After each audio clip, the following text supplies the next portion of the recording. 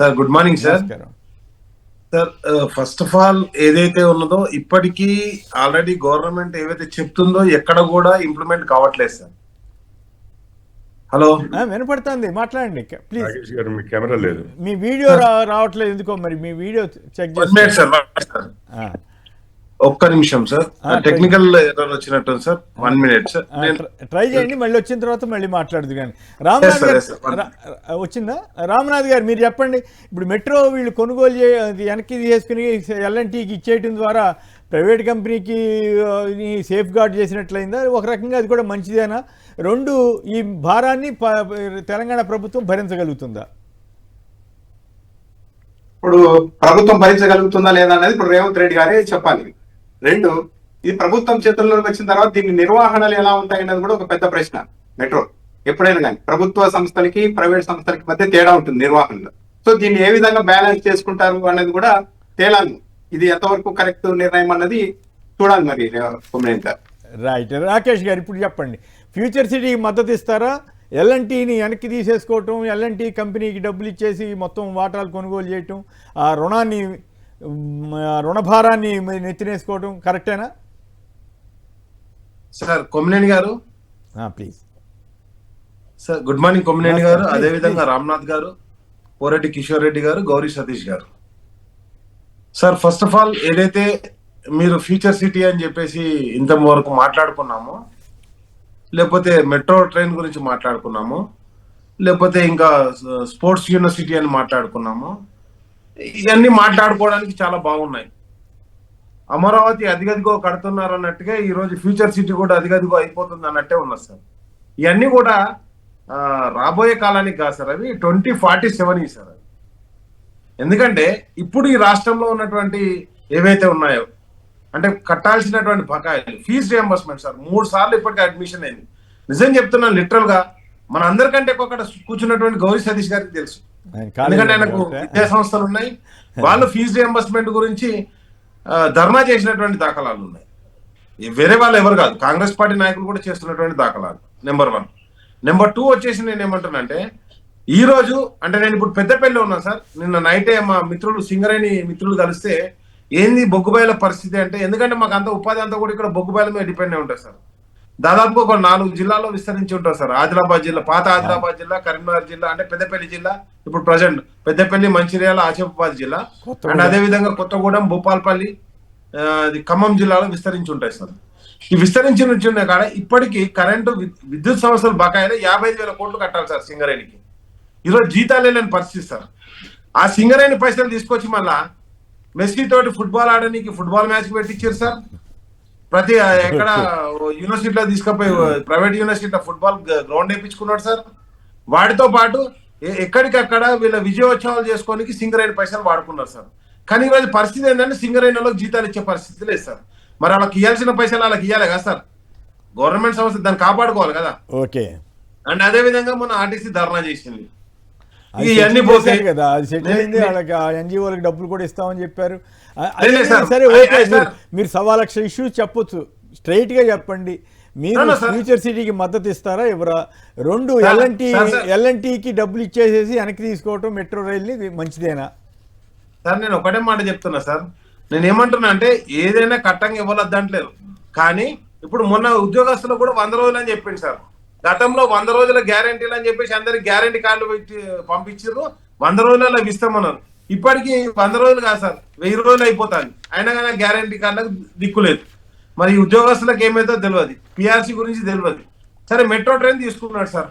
Metro train తీసుకున్న తర్వాత నేను ఒకటే అడుగుతున్నా, మెట్రో ట్రైన్ తీసుకున్న తర్వాత దాని కింద 300 ఎకరాలు ఉన్నాయి, మరి మెట్రో డెవలప్మెంట్ అథారిటీ కానీ కేటాయించినది. ఆ 300 ఎకరాలు ఏమైనా సార్?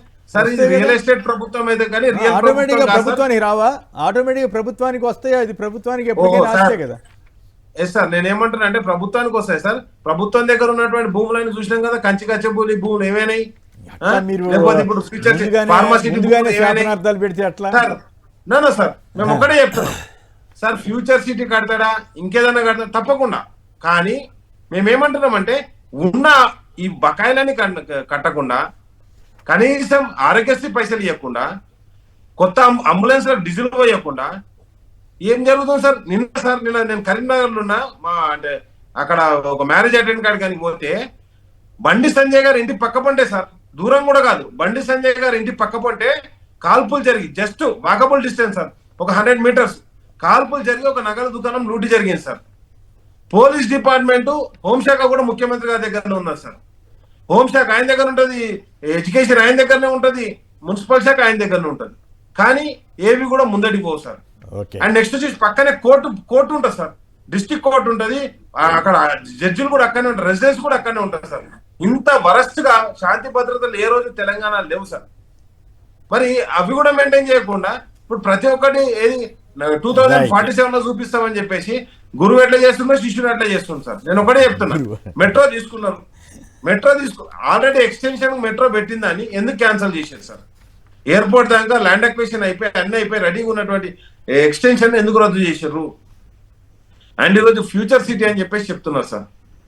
అక్కడ టెంట్లు వేసిరు తప్పితే ఈ రోజు పోయేద్దాం పాడు సార్. స్పోర్ట్స్ సిటీ అని చెప్పేసి ఎప్పుడు గవర్నమెంట్ రాగా 2.5 years లలో ఒక ఇటుకనన్నా పెట్టిరు సార్, ఒక ఇసుక బత్తనన్నా కొన్నారా? అంతేందుకు సార్, కొడంగల్ లిఫ్ట్ ఇరిగేషన్ అన్నారు, దానికి కూడా ఏమన్నా ఫండ్ అలొకేట్ చేసిరా సార్? సార్ ఇప్పుడు నేను ఒకటే అడుగుతున్నా సార్, మీరు చెప్పిన దాన్ని అన్నింటి ఒప్పుకుంటా నేను, మీరు ఓ డైరెక్టా ఇండైరెక్ట్ అంటే నేను ఒకటే అడుగుతాను సార్. బడ్జెట్ లో వాటి కేటాయింపులు జరిపిరా సార్? మెట్రో పర్చేజ్ చేయడానికి బడ్జెట్ లో కేటాయింపులు జరిపిరా? ఫ్యూచర్ సిటీ కట్టడానికి బడ్జెట్ లో కేటాయింపులు జరిపిరా? బడ్జెట్ లో కేటాయింపులు జరగకుండా అది ఏ విధంగా సాధ్యమవుతుంది? ఇప్పుడు అదే మూసీ రివర్ ఫ్రంట్ అంటారు, మళ్ళీ వీళ్ళన్నీ కూలగొడుతున్నారు. నేనేమన్నా ప్రతి ఒక్కదాన్ని చెప్పడం సార్, బడ్జెట్ అలొకేషన్ లేకుండా ఒక పని ఏ విధంగా సాగుతుంది? ఓకే రైట్, ఫైనల్ గా కాబట్టి బడ్జెట్ అలొకేషన్ బడ్జెట్ బుక్ తీసుకుందాం సార్. ఇప్పుడు బీఆర్ఎస్ పార్టీ గతంలో ఏం చేసిందో మనం ప్రత్యక్షంగా చూసాం. సింగరేణి గురించి ప్రస్తావించారు. ఎవరు అధికారంలో ఉన్నప్పుడు ప్రైవేట్ సంస్థలకు లీజ్ చేయడానికి ఒప్పందం చేసుకున్నా కూడా ఒకసారి ఆతో పరిశీలన చేసుకోవాలి. అలా చేయకుండా వారు మాట్లాడేటప్పుడు నేను మాట్లాడలేదు. గతంలో ప్రైవేట్ సంస్థలకు లీజుకి ఇచ్చినటువంటి దాఖలాలు ఎవరియో కూడా ఆత్మపరిచయం చేసుకోవాలి. దాంతో పాటుగా అక్కడ ఉన్నటువంటి వారందరూ కూడా కంపాషనెట్ గ్రౌండ్ లో కూడా ఉద్యోగాలు ఇచ్చిందో ఎవరో మేమా కాదా ఒకసారి ఆత్మపరిచయం చేసుకోవాలి. దాంతో పాటుగా ఈరోజు కేబినెట్ లో ఏదైతే సింగరేణికి ఉన్నటువంటి సమస్యలను కూడా పరిష్కరించాలి, ఖచ్చితంగా వారికి ఉన్నటువంటి బకాయిలు కూడా చెల్లించాలి. ఉద్యోగస్తులకు కూడా వాళ్ళు పెట్టినటువంటి బకాయిలు ఏవైతే ఉన్నాయో వాటన్నిటిని కూడా ఏ విధంగా చెల్లించాలని కూడా చర్చించడం జరుగుతుంది. సమస్యను పరిష్కరించాలని కన్సర్న్ ఉంది కదా మాకు. వాళ్ళ యొక్క సమస్యను చూసి పారిపోయే తత్వం కాదు కాంగ్రెస్ పార్టీ. ఓకే, అంతవరకు బాగానే చెప్పారు. ఇప్పుడు నా ప్రశ్న, మెట్రో రైల్ని మీరు వెనక్కి కొనుగోలు చేసుకోవడం ద్వారా రాష్ట్ర ప్రభుత్వానికి భారమా కాదా? ఖచ్చితంగా ప్రజల శ్రేయస్సు కోసం, అంటే ట్రాన్స్పోర్టేషన్ డెవలప్ చేయడానికి ఎక్కడైతే మెట్రో అవసరం ఉందో అక్కడ చేయడానికి ఎల్ఎన్టీ అంగీకరించలేదు కాబట్టి ప్రభుత్వం టేక్ ఓవర్ చేసి ఖచ్చితంగా దాన్ని నిర్మాణం చేయాలని ప్రభుత్వానికి ప్రయోజనం జరిగే అవకాశం ఉంది కదా. అదే రకంగా దానికి ఉన్నటువంటి ఆశలను కూడా ప్రభుత్వానికి వస్తాయి.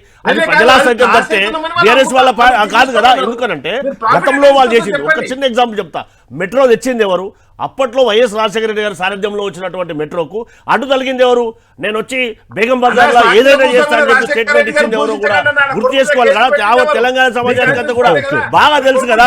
మెట్రో వల్ల తెలంగాణ ప్రజలకు, ప్రభుత్వానికి ఖచ్చితంగా ప్రయోజనం చేకూరుతుంది, అందులో ఎలాంటి అనుమానం లేనే లేదు కదా. రాకేష్ గారు అడ్డం పడమాకండి.